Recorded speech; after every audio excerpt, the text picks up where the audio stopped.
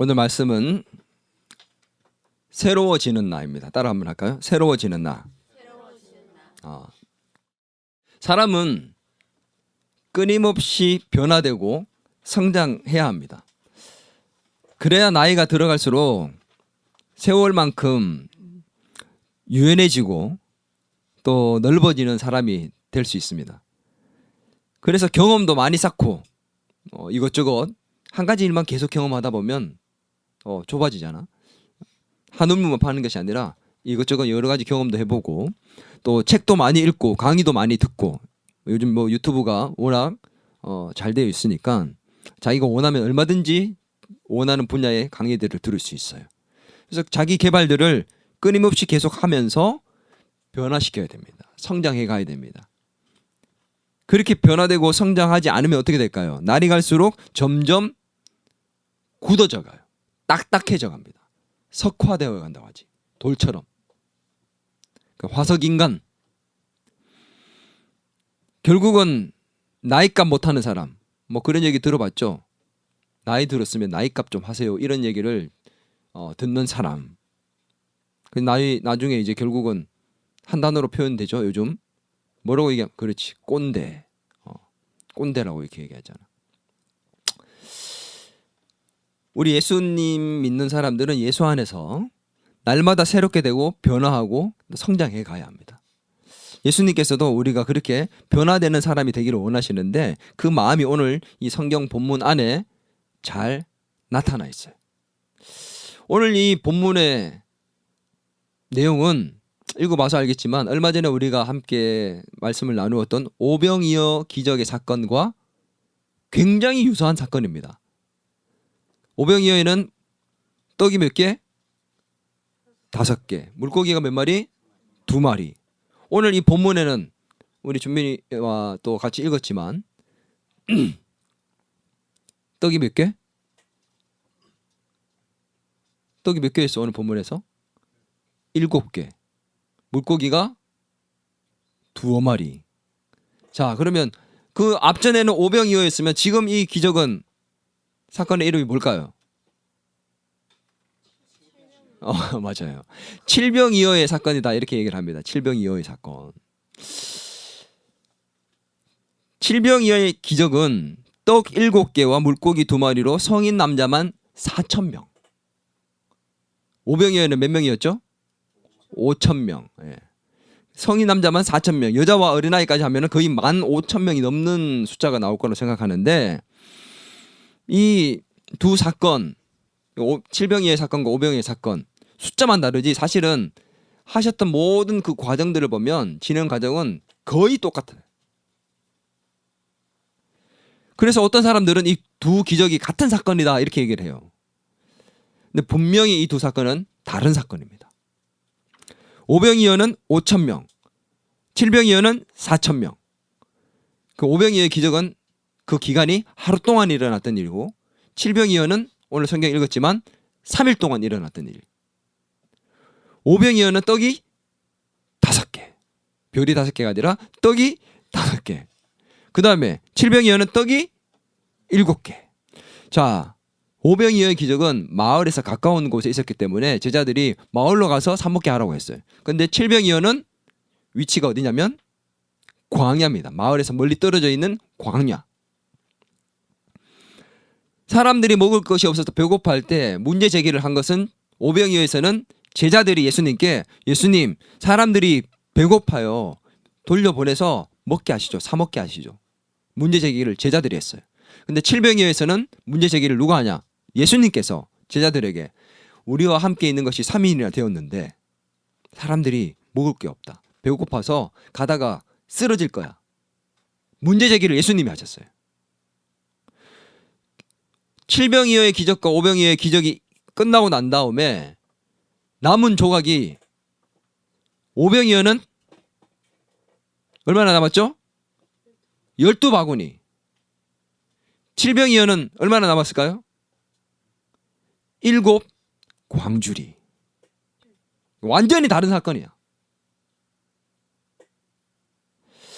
근데 사건은 완전 다른데 이 두 기적이 부여하는 그 의미는 똑같은 의미입니다. 숫자만 달라. 지금 숫자만 다르고 똑같아. 근데 마가가 6장에서 이 오병이어 기적을 기록했고 조금 지나서 7장에서 또 칠병이어 기적을 똑같이 기록을 합니다. 똑같은 의미가 부여되어 있는 이 사건을 왜 마가가 굳이 기록을 했을까?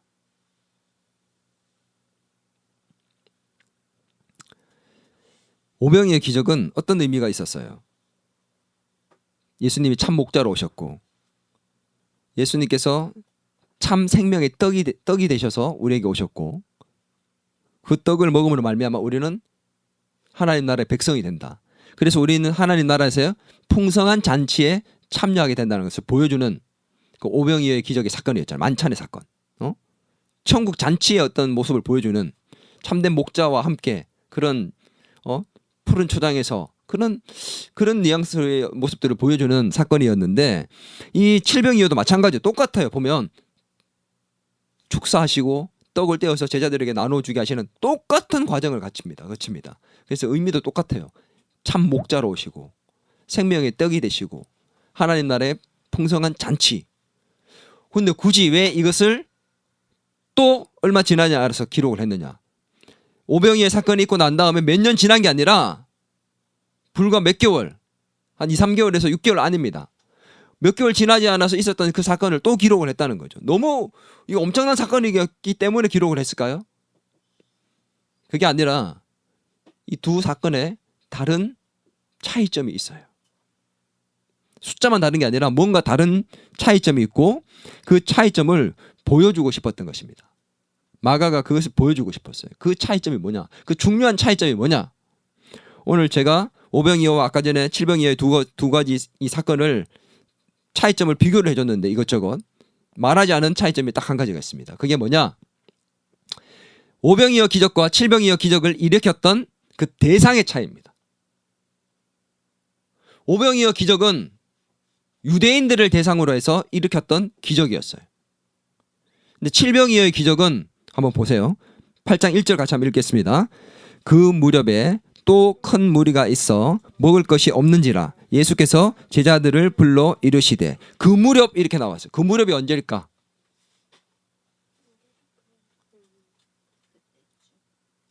지금 언제일까? 그 무렵이 여기서.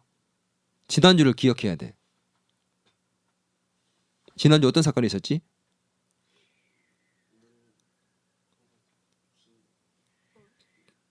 기먹고 말 더듬는 사람을 뭐라고 얘기하면서 에바다라고 얘기하면서 고쳤던 사건. 그 전에는 어떤 사건이 있었어? 수로보니게 여인의 딸 고치는 사건. 그 무렵이라고 얘기합니다. 그러면 수로보니게 여인과 에바다 사건이 있었던 그 무렵이면 그 지역은 어디예요? 도로와 시돈을 지나서 데가볼리로 가고 여전히 이방 지역에 남아있는 상황입니다. 그러면 이 칠병이어 기적의 대상은 누굴까요? 이방인들이에요.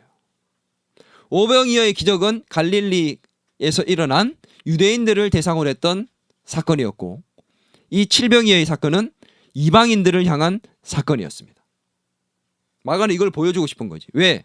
예수님이 유대인들을 위해서만 온 게 아니라 이방인들을 위해서도 왔다. 유대인들에게 엄청난 오병이어의 기적을 일으켰지만 그들만을 위해서가 아니라 이방인들에게도 봐라.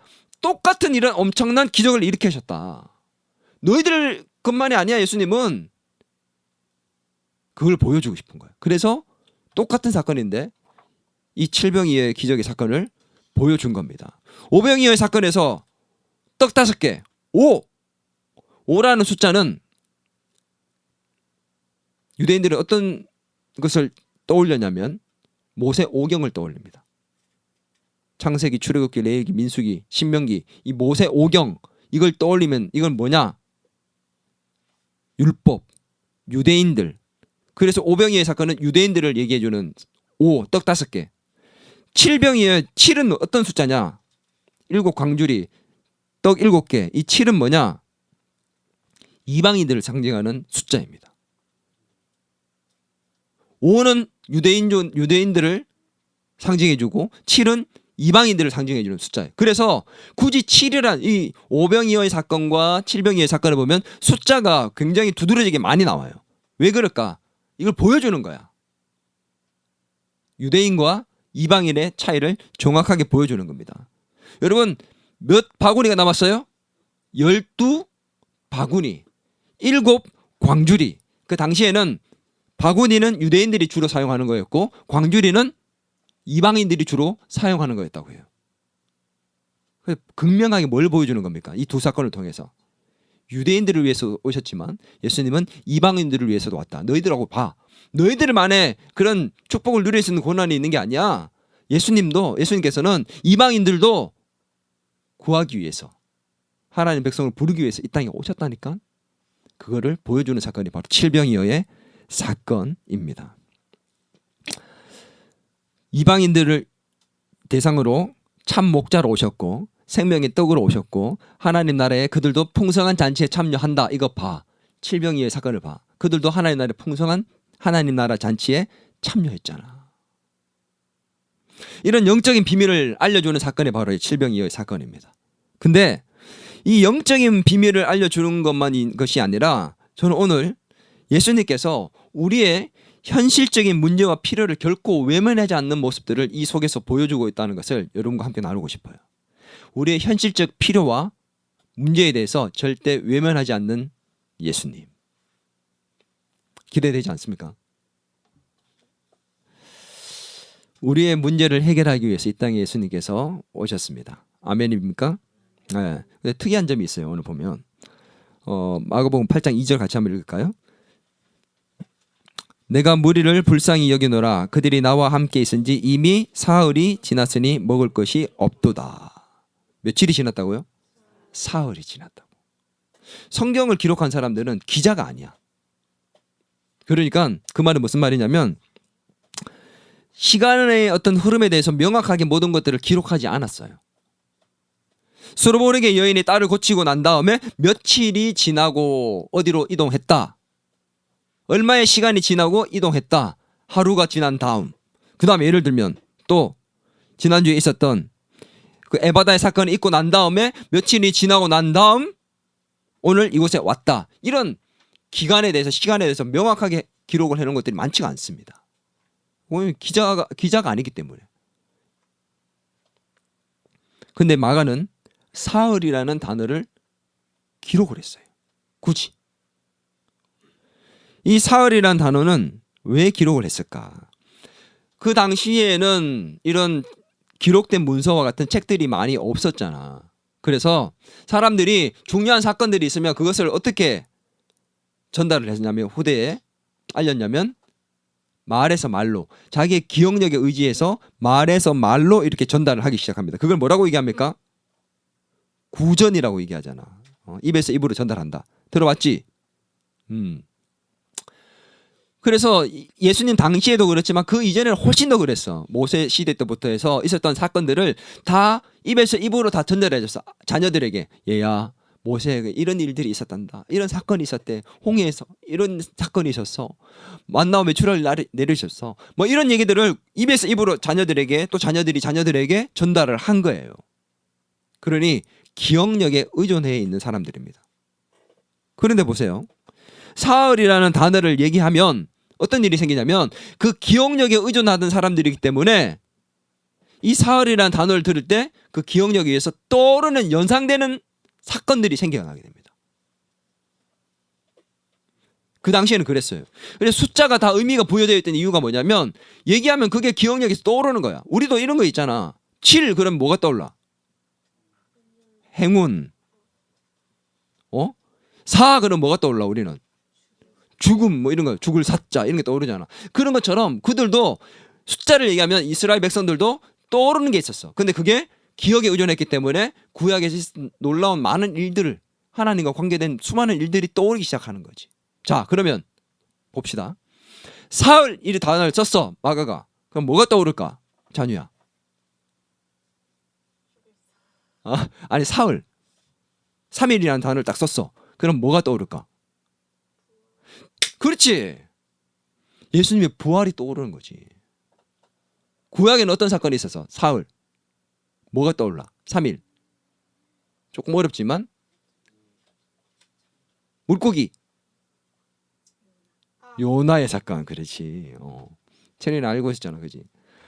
요나의 사건. 물고기 뱃속에서 3일 있었던 그 사건. 이 사람들은 그게 즉각적으로 떠올랐어요.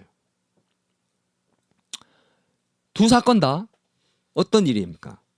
고통과 절망 속에 있다가 죽음 속에 있다가 다시 부활한 사건, 다시 새롭게 된 사건이잖아. 이 사흘이라는 단어를 왜 썼냐? 예수님께서 부활하셨던 사건을 떠올리게 하면서 고통과 절망의 시간이 이제 끝이 나고 새로운 희망의 시간이 도래했다는 것을 보여주기 위한 겁니다. 예수님께서 이제 내가 너희의 이 고통과 절망의 문제를 끊고 해결하고 너에게 새로운 시대를 열 거다. 희망의 시대를 열 거다. 너의 문제를 내가 해결해 주겠다는 그 의지를 보여주고 있는 단어가 바로 사흘이라는 단어.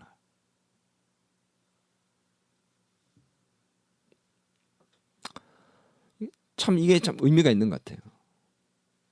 그래서 우리가 힘들고 어려울 때 어쩌면 이 3이라는 숫자를 잘 생각해 놓으면 고비를 잘 넘길 수 있습니다. 3년 지나면 하나님께서 우리의 고통과 절망과 힘들고 어려운 시간을 끝내고 희망과 밝은 미래를 우리에게 열어주시겠구나. 내가 지금 몇 년 지났지? 내가 지금 며칠 지났지? 몇 개월 지났지? 이제 2개월 남았네? 이제 2년 남았네? 생각할 수 있어. 우리가 교회를 시작한 지 얼마나 됐지? 얼마나 더 있으면 될까? 우리 생각해 볼 수 있는 거지. 오늘 예수님께서는 이방인들의 이 문제, 배고픔의 문제를 해결해 주시겠다는 것을 보여주시면 이제 끝이 난다. 사흘이라는 단어를 쓰시면서. 그래서 이방인들도 이 문제가 동일하게 오병이어 때처럼 해결될 것이다 라는 것을 보여주셨다는 거죠. 그러려면 먼저 그들의 필요를 채우기 위해서 그들의 필요가 정말 뭔지를 잘 알아야 됩니다. 그들의 문제를 해결해 주시고 그들의 필요를 채워주시겠다고 했는데 그러면 잘 알아야 돼요. 근데 예수님은 너무 잘 아셨어. 마태복음 8장 2절에서 3절 한 번 더 읽겠습니다. 시작.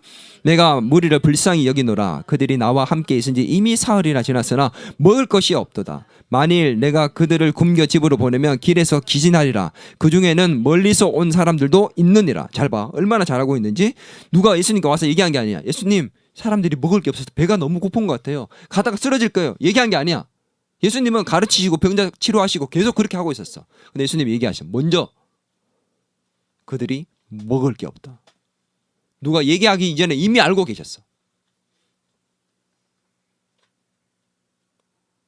그리고 기진하여서 어떻게 될지 모른다고 그 사람들이 어떤 상태인지도 정확하게 알고 계셨어. 그리고 또 봐봐. 그 중에는 어디서 온 사람들? 멀리서 온 사람들이 있다고 그 사람들을 허투루 보지 않고 그 사람들에 대해서 자세히 알고 계셨다는 거예요. 그 많은 15,000명이 넘는 그 사람들을 보면서 이 사람들이 지금 현재 상태가 어떤지를 정확하게 진단하고 계시고 그 상황을 정확하게 알고 계시고 허투루 보지 않고 자세히 보시고 계셨다는 거예요. 예수님은 저와 여러분을 그냥 흘러보시지 않습니다. 허투루 보지 않습니다. 자세히 알고 계시고 정확히 알고 계시고 우리의 문제가 뭔지 우리의 필요가 뭔지 누구보다도 정확하게 명확하게 잘 알고 계신다는 겁니다. 아멘이에요?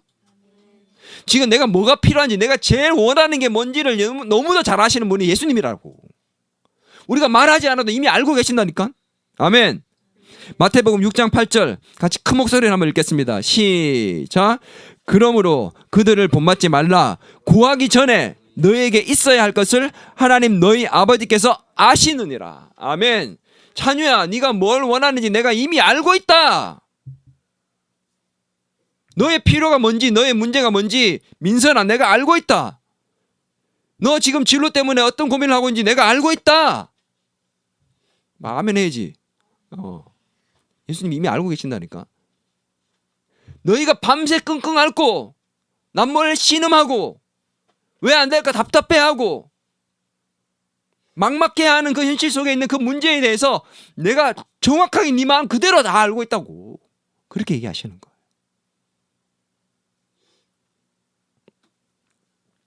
근데 알기만 하나요? 그게 어떤 문제이든지 간에 상관없이, 다시 한번 얘기합니다. 그것이 어떤 문제이든지 상관없이 그것을 반드시 해결해 줄 수 있는 분이 바로 예수 그리스도입니다. 아멘. 불쌍히 여기시는 마음으로 우리의 마음 상태를 알기 때문에 생각해봐. 아빠가 만약에 아빠가 된 사람들이 자녀가 어떤 상태인지 그 마음의 아픔이 뭔지를 정확하게 알고 있으면 그 마음이 어떻겠냐, 얼마나 견딜 수 없겠냐고. 우리 셰린이가 힘들어하는 마음을 아빠가 알면 얼마나 마음이 아프겠어. 그럼 가만히 있겠어?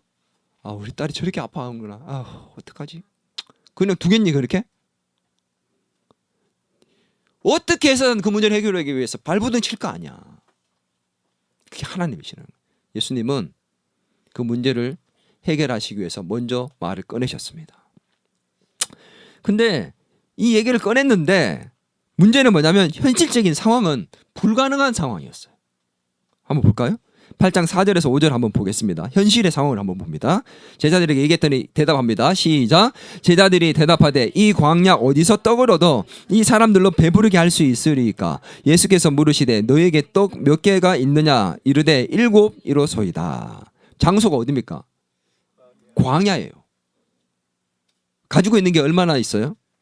떡이 7개, 물고기 2마리 정도. 사람은 몇 명이요? 15,000명이 넘습니다. 보길 수 있어요? 없어요? 그냥 딱 한마디로 불가능입니다. 불가능. 있을 수 없는 상황과 현실. 끝. 근데 이 불가능한 현실과 상황을 뛰어넘으신 것이 바로 예수 그리스도입니다. 내가 가지고 있는 것들, 나의 환경적 상황들, 그게 중요한 게 아니라는 거야. 근데 우리는 그게 너무너무 중요해. 내가 갖고 있는 것만 자꾸 본다니까? 나의 현실적 상황들만 자꾸 본다니까? 이게 될 수 있을까? 가능할까?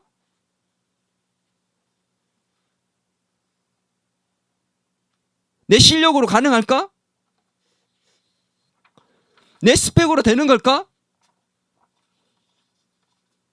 난 정말 나이 많이 이제 들어서 이제 안 될 것 같은데?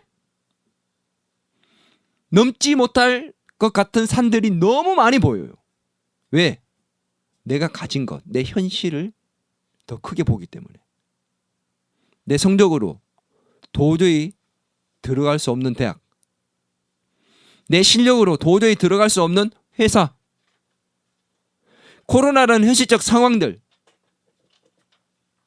국가 내수 경제가 좋지 않아서 내가 아무리 밤낮 없이 뛰고 밤잠 자지 않고 일을 해도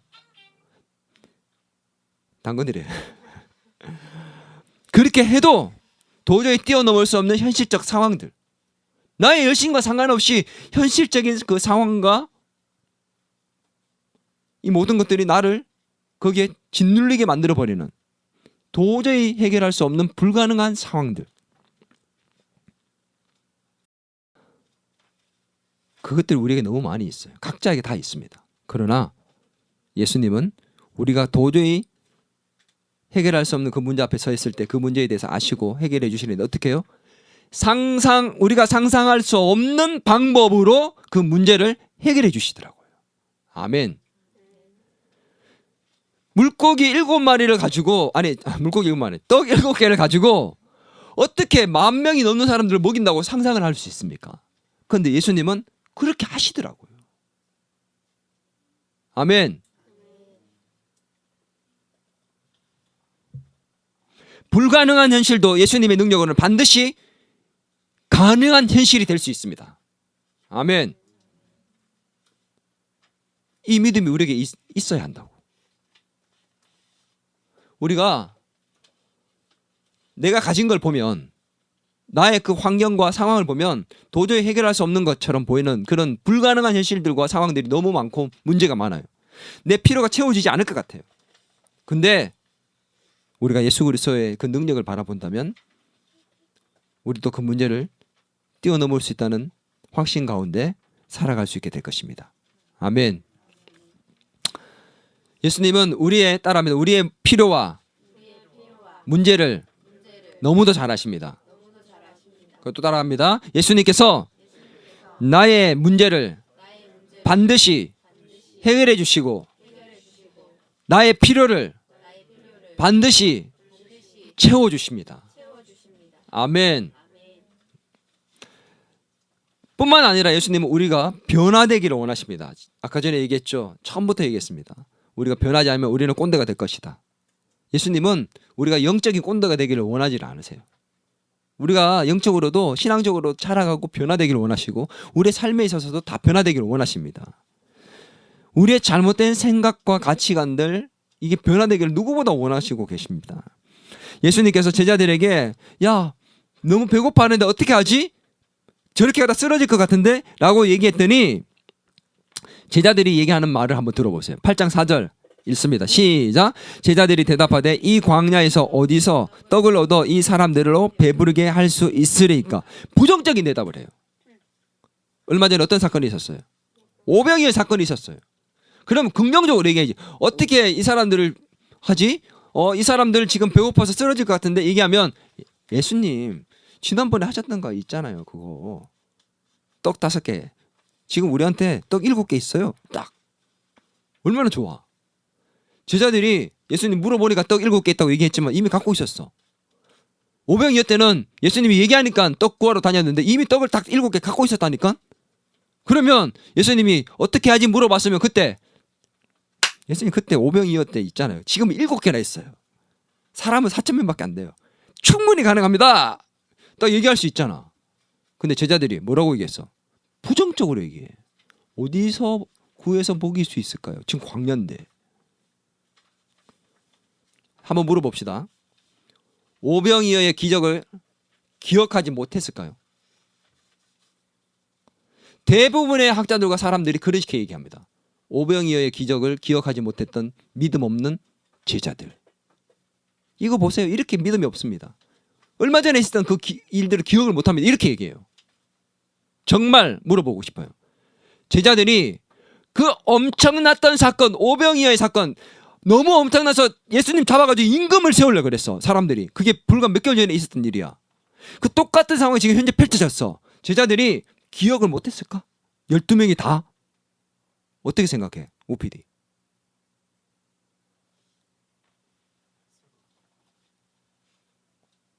원아 어떻게 생각해?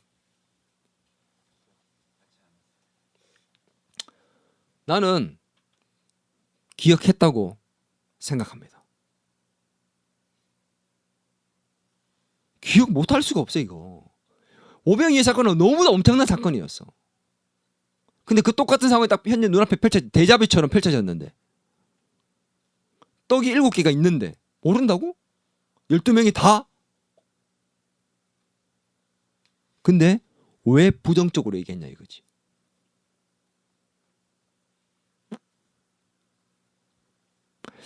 이들은 마음속에 불편한 게 있었어요. 그게 뭐냐면 제자들도 유대인들이었습니다. 제자들도 이방인과 함께 밥 먹는 게 꺼려졌어요. 그들과 같은 식탁에 앉으면 이게 불편한 거야. 죄인들과 함께 식사하면 안 되거든, 식사를.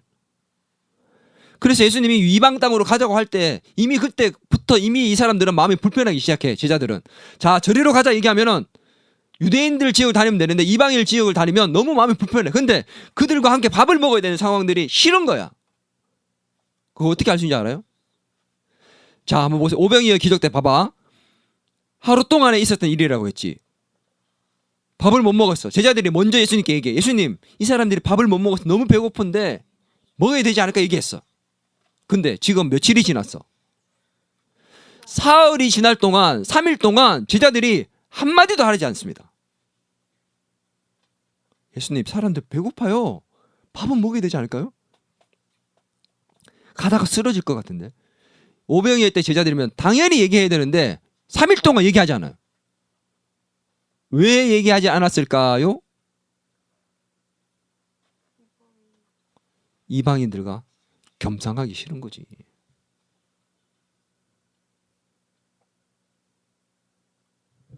잘못된 생각, 고정관념. 이방인들은 더럽고 부정하다. 그들과 함께 섞이면 안 된다.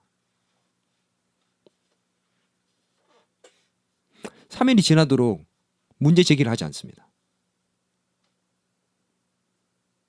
어쩌면 이들은 이방인들에게는 오병이어의 기적과 같은 그런 능력들이 예수님이 펼치지 않을 거라고 생각했을지 몰라요. 그런 놀라운 능력이 이들에게는 나타나지 않을 거라고, 이방인들에게는 아유 이 사람들한테는 안 나타날 거라 이렇게 생각했을지 몰라요. 어쩌면 일어나지 않기를 바랬을지도 몰라요.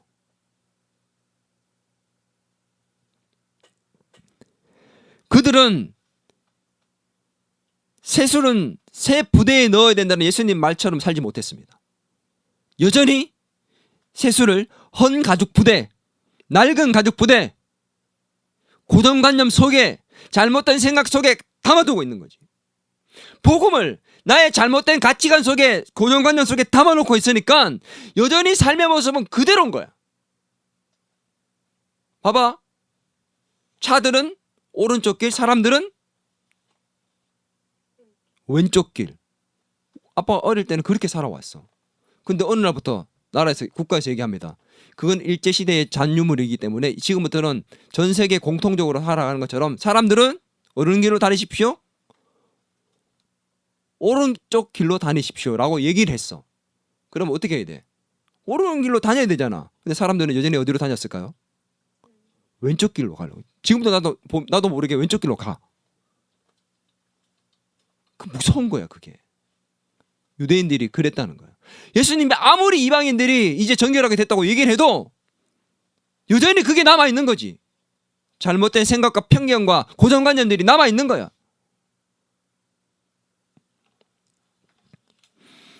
예수님은 우리가 새 시대에 걸맞는, 복음의 사람에 걸맞는 새로운 가죽 부대에 이 복음을 담고 살아가는 사람이 되기를 원하십니다. 새로운 가치관과 생각으로 잘못된 우리의 생각들이 변화되기를 원하십니다. 아멘. 뿐만이 아니에요. 부정적인 믿음이 변화되기를 원하십니다. 8장 4절 한 번 더 읽겠습니다. 제자들이 대답하되 이 광야에서 어디서 떡을 얻어 이 사람들로 배부르게 할 수 있으리까? 이 말을 원어 그대로 번역하면 어떻게 된 줄 알아요? 이렇게 됩니다. 광야에서, 여기 광야에서 어디서, 어떻게, 누가 이 사람들로 배부르게 할 수 있겠습니까? 다시 한번, 이게 어떻게 번역되냐면 원어 그대로 하면 어디서, 어떻게, 누가 이 사람들로 배부르게 할 수 있겠습니까? 라고 번역돼야 됩니다.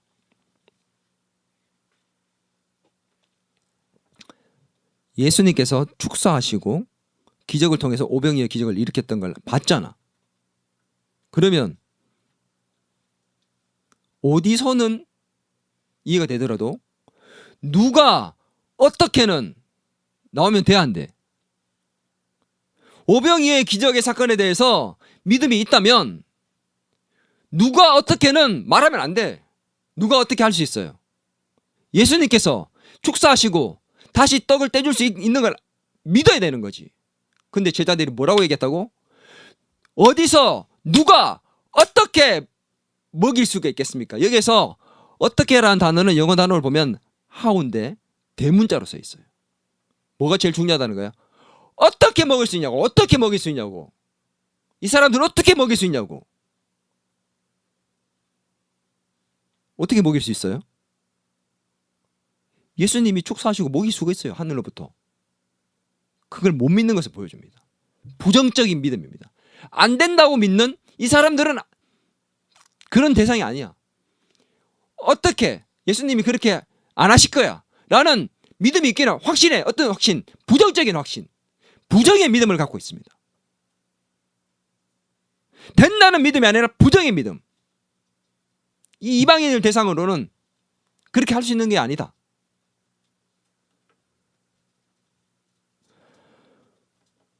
기억을 못해서가 아니라 기억을 해도 부정적인 믿음으로 쳐내는 거죠. 여러분, 우리도 똑같아요.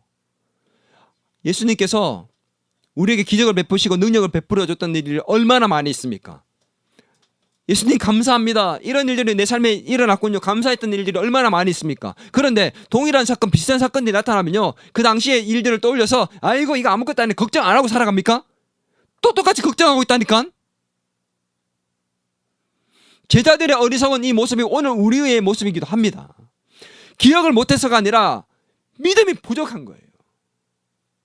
부정적인 믿음을 갖고 있는 거예요.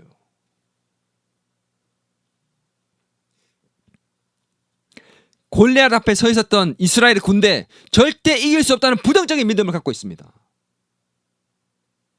지난번에 봤던 가나안 땅을 정탐했던 12명 중에서 10명이 어떤 믿음을 갖고 있었어요? 그 가나안 땅의 거인들을 보면서, 큰 성을 보면서 뭐라고? 절대 들어갈 수 없다는 부정적인 믿음을 갖습니다. 근데 긍정의 믿음을 가졌던 사람들이 있었죠. 다윗. 만군의 여호와의 이름으로 내게 가노니 내가 승리할 것이다. 네 목을 자를 것이다. 우리는 반드시 이기리라 라고 얘기했던 여호수아와 갈렙, 이 믿음으로 우리가 변화되기를 원하고 계신다는 거지. 아멘. 여호수아와 갈렙이 얘기했잖아요. 우리는 반드시 이기리라. 영어로 뭐라고 얘기했어요? We can certainly do it. 우리가 반드시 이기리라. 반드시 할 수 있다. 우리의 이 긍정의 믿음, 된다는 믿음, 절대 믿음, 이걸 갖기를 원하신다는 거예요. 우리는 부정적이야. 안 된다, 안 된다, 안 된다. 현실과 어려운 상황들을 볼 때 우리는 뛰어넘을 수 없을 것 같다. 지난번은 됐지만 이번에 안 될 것 같다. 지난번은 감사했지만, 지난번에 기억이 있지만, 그럼에도 불구하고 지금의 현실에서는 안 될 것 같다. 안 될 것 같다는 이 부정의 마음이 내 내면 깊이 깔려 있다는 거지. 회사가 안 좋아서, 더 좋은 회사면 그건 세상 사람들이 생각하는 거잖아. 그렇지 않냐 워낙? 우리가 교회 안 다니고 예수 믿지 않으면 남들과 똑같은 가치 기준을 갖고 생각하면 돼요. 근데 우리는 달라야 합니다. 남 탓하지 말고, 회사 탓하지 말고, 가진 것, 실력 탓하지 말고 우리의 믿음을 탓합시다. 우리는 부정의 믿음에서 긍정의 믿음으로 바뀌어야 됩니다. 아멘. 예수님께서 우리가 그렇게 믿음이 바뀌기를 원하십니다. 우리의 잘못된 생각이 바뀌기를 원하시고 우리의 잘못된 믿음이 변화되기를 원하시고 계십니다. 아멘.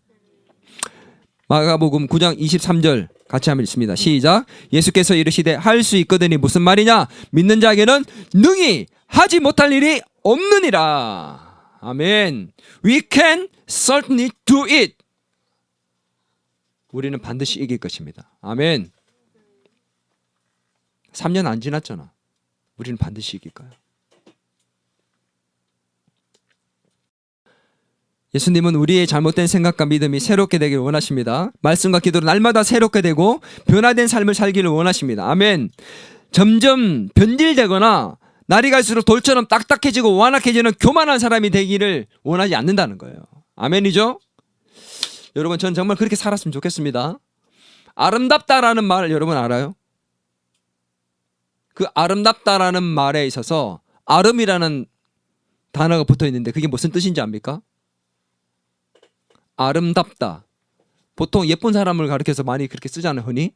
근데 아름답다라는 말, 그 단어에 쓰인 아름이라는 단어는 어떤 뜻일까요? 이게 어떤 뜻이 있냐면 아자가 나 아자랍니다.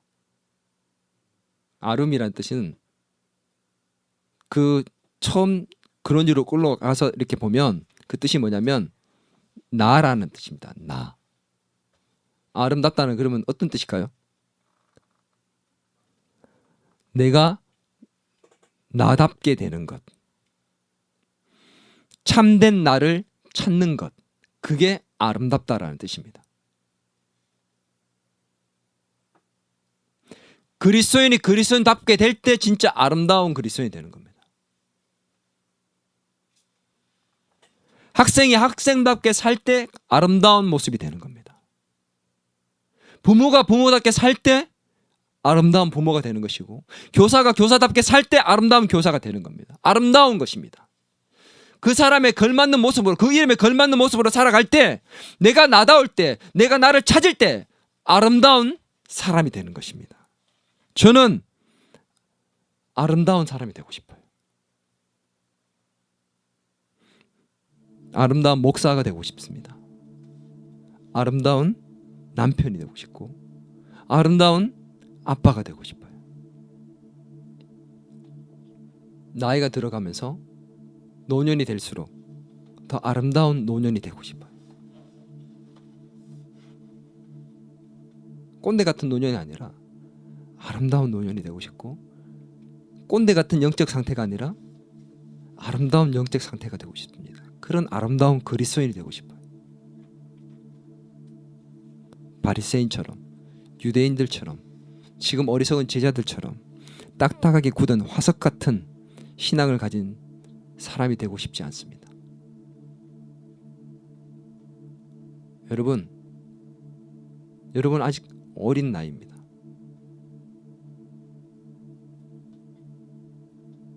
여러분 굳어져 가고 있습니까? 아니면 점점 더 유연해지고 있습니까?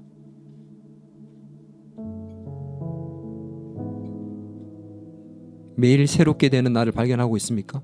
아니면 매일 점점 굳어져 가는 나를 발견하십니까? 내 생각은 점점 유연해지고 넓어지고 날마다 더 새로워지고 있습니까? 아니면 점점 더 정형화되어 가고 점점점 더 굳어져 가고 딱딱해져 가고 있습니까?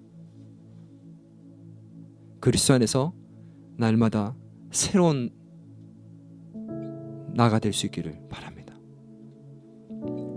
좀 더 여유로워지고 넓어지고 하나님 뜻대로 순종할 수 있는, 좀 더 믿음으로 살 수 있는 새로워지는 그런 나. 그래서 정말 그리스도인답게 살아가는 아름다운 그리스도인.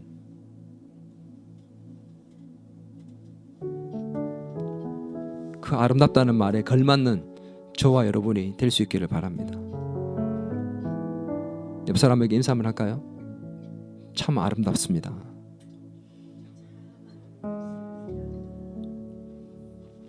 한 번 더 인사하겠습니다. 앞으로 새로운 나를 보게 될 겁니다. 아멘. 새로워집시다. 날이 갈수록 더 아름다워집시다. 우리 이 시간에 같이 한번 기도할까요?